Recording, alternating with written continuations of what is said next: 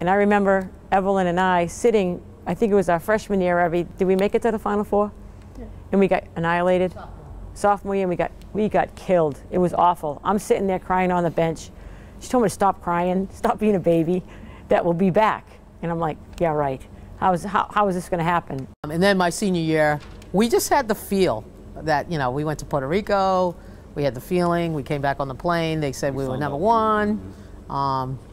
So the exciting news of being #1, okay, they were a let's cocky stay bunch there. of players, these kids. You have to be. They walked around like they were it, you know? But we were.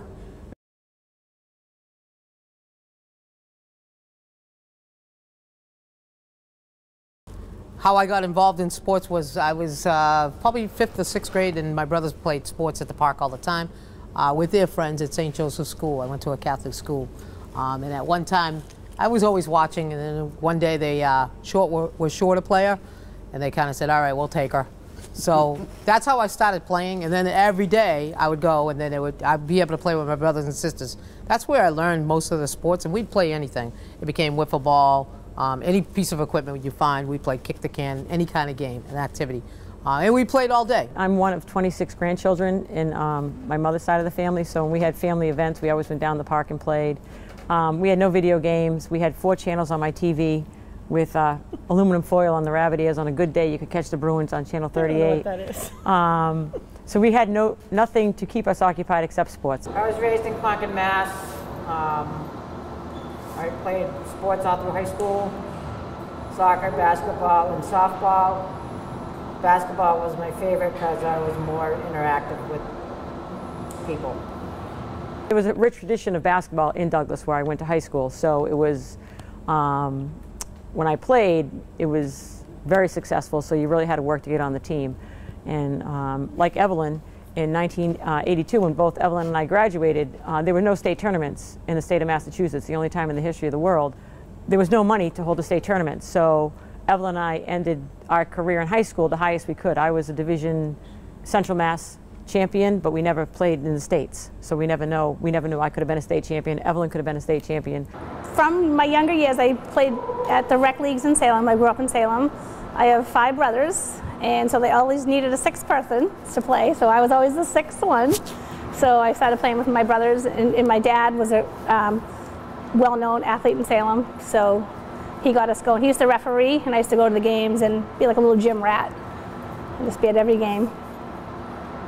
I actually did not play basketball until I was a freshman in high school. So I know these days you guys start playing organized ball when you're like 6, 7 years old. I played in like 8th grade in one CYO.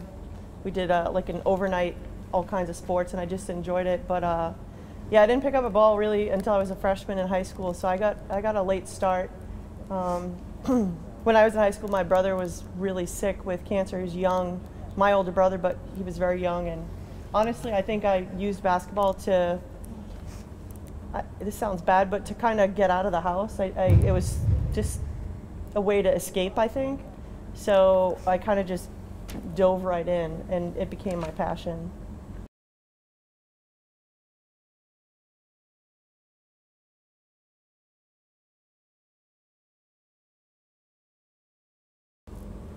And then about my sophomore year, people started sending some information about college, and then a couple of counselors would say, what are your plans? And I'm like, what are you talking about college? I mean, that to me, those words didn't exist. Even my older brothers and sisters didn't go to college. And this gentleman was a teacher, a history teacher in Douglas, and he said, oh, Tim, I got a play you want to come look at, meaning me. Well, he comes into the gym, and he doesn't like me, he likes the girl, I was a small forward. That's not true. It is true, don't you lie, I know it. I didn't like her too. We had an understanding that I wasn't a strong academic person, to get acclimated with the school, get my studies in gear to see if I can juggle both. And by the 1st of December, I think we were in the Christmas tournament, somewhere around there. That was my first game. First game was a Christmas tournament. And I think he came and saw me play at Boston Neighborhood Basketball League, BNBL, in South Boston. And I don't think he liked me either, come to think of it. I don't think he thought I could really help them. But anyway, I don't know why I came here. Listen, all I had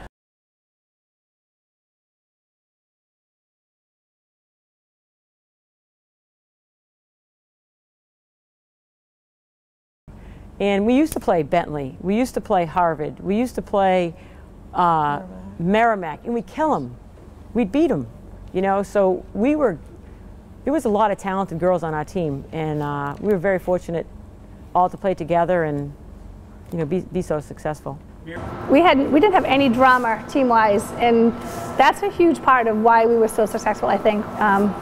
You know, we did have one loss, and I think that was a key because it kind of grounded us a little because we were getting like, oh, and then we had a loss to kind of bring us back. But we clicked so well as a team. We had a lot of fun. We worked hard, and I don't know, we just. Practice were a lot of fun. Yeah, I mean, we hurt each other in practices. Like I chipped my tooth for my own teammates because we were so physical. So we didn't go light on each other. When we walked in to practice, you practiced hard. It wasn't just because I started one game, I was going to start the next game. You had to bust your butt every day at practice because there was someone right at your heels every day pushing you to get better and could take your spot. We practiced like we played, and absolutely. I mean, took people down. Sometimes coach would tell us to calm down. Yeah, because we don't want to hurt each other. There are a lot of different styles, a lot of different ways that people present themselves as coaches, and he had a really nice balance of creating a competitive atmosphere in practice without it becoming too cutthroat and really fun. But I do remember that whole feeling of knowing we had a good team, they worked hard. Can you imagine having I just introduced you to 3 All-Americans, unselfish. If I had to tell you one thing, and I think I may have mentioned this last time I was with your group, if there's one basketball belief you have as future coaches, if you put this rule in, you'd be surprised how unselfish it makes your players. And that is, if someone's open in front of you, they must get the ball. Well, Coach Shea almost got me beat up. Should I tell the story? Yeah, tell us, please. I was saying back in the day, they used to do a jump ball with whoever was involved. They would toss the ball and you would jump. And I got in a scuffle with their center. We both had the ball, so the ref called a jump ball. And I got a little kick in the shin. So I got up, I was like, oh. And so Coach Shea said, are you okay? I was like, yes. He's like, no. I was like, yeah. He goes, no. So when the ref said, are you okay? I said, no. So I walked off, and then he put me, Elaine Burndon, our tallest player besides Annie, to go jump against their tallest player. And it kind of backfired, and she ended up fouling the girl. They ended up getting 3 points out of it instead of us getting the ball. And then the next play, he subs me in, and I went running in, and everyone was like, up in arms because I was supposed to be hurt. But it was kind of a move one of those sly moves by Tim Shea, and kind of backfired. So I would say he's probably like the only coach in the country that would let their team go skiing when we went and played in a tournament in Colorado. And there's a lot of coaches that would, forbid someone to go skiing when you're in season because you might get hurt. And his mentality was always just like, hey, you might never be in Colorado again.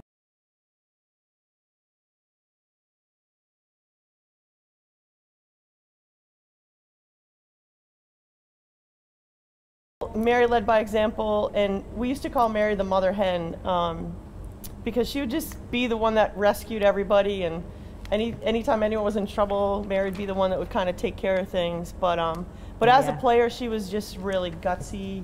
I forget what. Oh, it was the NCAA Northeast Regional game, and she would make that big play, and she's on the floor, falling on one knee. Had a ball. There's a picture in that scrapbook. She has the ball, and it would be like a horse shot. Like she shot it from a little above the block off the backboard on one knee on the ground with like 2 Bridgewater players surrounding her, and she banks it in. I mean, she just had that ability to just make a big play. Mary D. Yeah, we used to call it Downtown Brown because she could shoot from downtown, and they didn't have 3-point land when we played. She would have been another one that scored about 5,000 points.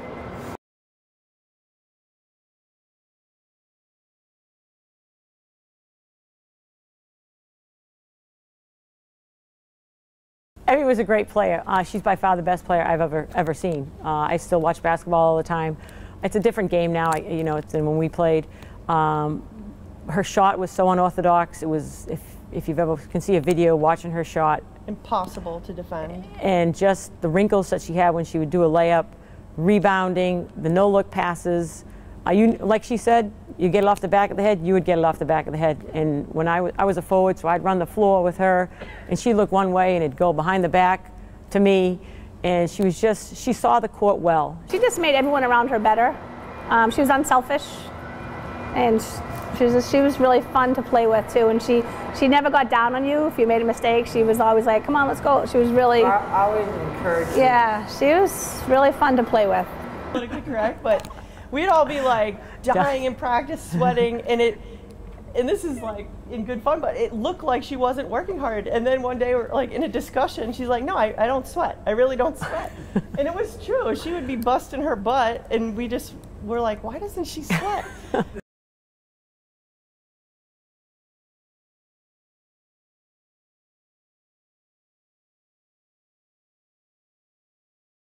If you came to a game, and not to disrespect the game at all whatsoever, I'm from Salem, and I already had a good following with people coming, but everybody wanted to watch Salem State girls. If there was a game, people came to the Salem State game, and then when the girls' game was over, you would see a lot of people leave the game. Not to watch, because they didn't want to watch the boys' game. They wanted to watch our team, to see there was something special happening. We had a great run until we lost to Bridgewater, but that's a good loss. I mean, I have my ring on right here. It says 29-1. I couldn't tell you the 29 wins, but I could tell you that one loss. Bridgewater. Those were your rivals, right? Best loss I ever thought we ever had. That's my personal opinion. It's hard to stay undefeated. Sometimes you have to take a loss to regroup. And I think if we went undefeated going into the playoffs, I think we might have been a little cocky, I guess I would say. Bridgewater State. Like our biggest rival. I think we beat him the first round, and then we lost to him the second round. And I heard that Bo Ruggiero said, because someone I know that knows him personally, that Salem State was the dirtiest team he's ever played against. And I kind of took a little offense to that, because I always say we played hard but not dirty. And I think there's a difference. We did play really hard. That loss, we realized that, hey, listen, it's the end of the season. We've won 24 straight. Why can't we win 6 straight? So that was the mindset. But knowing that you're in the semifinals, you're like, oh my gosh, like we're playing a team from Ohio and Texas, and it's just surreal. Like it makes like we can actually do this, you know. But just getting to the point where we're like 16-0, you know, 16-1, 17-1, we're like 29-1, and it was amazing, you know. Like we were like 27-1, and then we're playing in the tournament. You just knew we had a shot.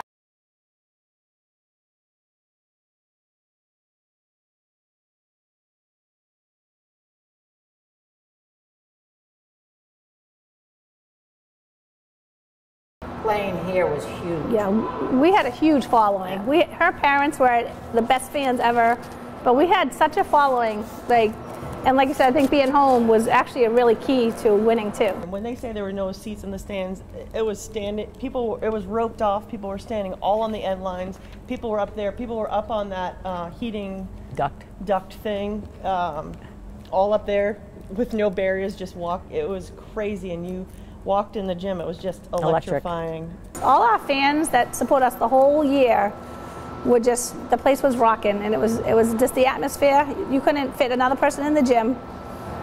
It was awesome. First minute of into the the national game. championship game. Yeah, first minute, I had already picked up a foul.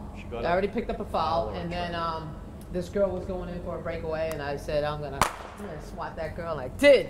Except the referee called a foul, and I went and ran all over the half court. Here's my version. 2,000 people, national championship game, first minute of game, my All-American. I didn't realize, because she's kind of cool looking all the time. You don't realize she's crapping her pants. She's nervous. She cups this ball after getting called a foul. The foul got called over there, and she does a big circle around the half court. And the ref's like this, you know, he's following her, just trying to get the ball from her. So I yank her out, and I quietly put her on my left, and as quiet as I can on the bench. I was not a screamer. I said, what the hell do you think is going on? You think these people are all here to see you run around like a fool out there? So I kept her out for about 10 seconds. But Yeah. Beth Kapnis, you spoke to her yesterday, I guess, she gets killed on a layup down that end. And I mean, she gets hit really bad. I think she made the shot. She made the layup and gets killed. But the refs thought you know what, the basket's in, incidental after the play, something, I don't know. They didn't call the foul. And Beth was a tough player. You know, you'd want Beth in an alley with you in a street fight. She was a tough woman. So maybe 4 or 5 minutes go by in the game, and lo and behold, the kid that killed her, little guy from Bishop, I think, she's got the breakaway layup, and Beth almost puts her into that Viking. And the girl comes up complaining all like crazy to the ref, and the ref looked at her and just said, and kept going. He like it, hey, you're even, you know. I'm not sure if I mentioned this in the last time I spoke to you, but I'll say it again because it's probably important. For years I was doing coaching clinics and preached to all young coaches that you should never try doing something in a game unless you've practiced it. You know, how can you put it on the kids to perform something brand new? All right, so that's my philosophy. And then we're in a national championship game at halftime, down 9, and I'm telling my assistant coaches we got to play a zone, which we've practiced, a 1-3-1. So we go out and we play the 1-3-1. And the reason I wanted to try it was I'm a man-to-man type, player-to-player defensive coach most of the time, but I said to myself and the coach, if we don't try this zone now, I'll never try it late in the game. We'll always stay in man-to-man. So we try it. It doesn't really work at the first 5, 6, 7 minutes until we make an adjustment that we never ever practice. So I am always amazed that we won a national championship game doing something we never practiced. So we just made an alteration in the zone. We told 3 of the players to do something different than they normally did in a timeout. It was a simple adjustment, but still, we had no clue it was going to work, and it worked. Annie B started shooting. We started getting the ball at Annie B. All the other players got involved. They started shooting. Because I think we were down at 12 at half. It seemed like 12. It was a big lead, and then everybody started getting involved, and we started coming back. So it was like, okay, defense. Everybody else is shooting better. I don't need to be able to shoot. I don't need to be scoring. I need to do other things. I think we're only up. You know, we were sort of in control. I want to say we're up 6 to 8 points, but you know, sometimes a 6 to 8 point lead is shaky. This was a solid 6 to 8 for whatever reason. We were in control, and but she fouls out now with 2-something to go, and I'm a little shaky. It was nerve-wracking for me because I couldn't do anything for my team sitting on the sidelines other than cheering. And I remember Barbara Torville had gotten me probably fouled a couple times. She had to make 6 foul shots in a row. And I remember I was making bets on the side with her to make them. Because I mean, to be honest with you, I didn't think she was gonna. She's nervous. She was a sophomore center, but a good shooter. Yeah, but a sophomore, and I know her because she was a friend of mine, and we hung out a lot. And I thought she was gonna be very nervous making those shots. So I was like, to me, I had to make like, let's make a deal so you can make them and concentrate, and she did. But what I remember about her performance is she didn't have a great shooting night that night, but ended up with 13 rebounds. And I'll tell you right now, I don't think there's a person in this class that was as skinny as this girl was. She was like, I don't know, just thin. You'd think you could blow her over, knock her down with just a little bump, and she gets 13 rebounds against the 6-footers. So she had a very good we don't win the game without her rebounding that game. There wasn't a lot of early celebration, whatever you said, a minute or, it was down to the wire, really. We won by 4, so, but towards the last seconds when we knew it was going to happen, it was almost just like anticipation, like waiting for that buzzer so we could embrace each other and go celebrate together and unite as a team on the court. I don't remember. I remember bits and pieces of the game, but the one piece I do remember is Annie B, who was on the floor, and I were in the back. I think someone was shooting a free throw, so coach told us to get off the line. So we're in the back, just she and I, down the other end of the court, and we're watching the clock ticking down, and we looked at each other, and at the same time we hugged earlier before the time went out. I said, Annie, I think we're going to win. And then we hugged each other. We had some great celebration parties after, and The final game, I forget what was in Pickerel Wharf, wasn't it? yeah, at the hotel. We all dressed up in tuxes, and that was a team decision. Nobody else knew about it. Coach Say didn't know about it, our parents didn't know about it, and all that. We all met at one special place. We all had black tuxes on with different colored cummerbunds and bow ties. Yeah, it was fun. And we all walked in as a team, and the place just went wild. I remember Evelyn and I sitting on the stoop outside in Salem somewhere on the sidewalk, and the other teams that lost were boarding the buses, and me and Eva going, bye, bye.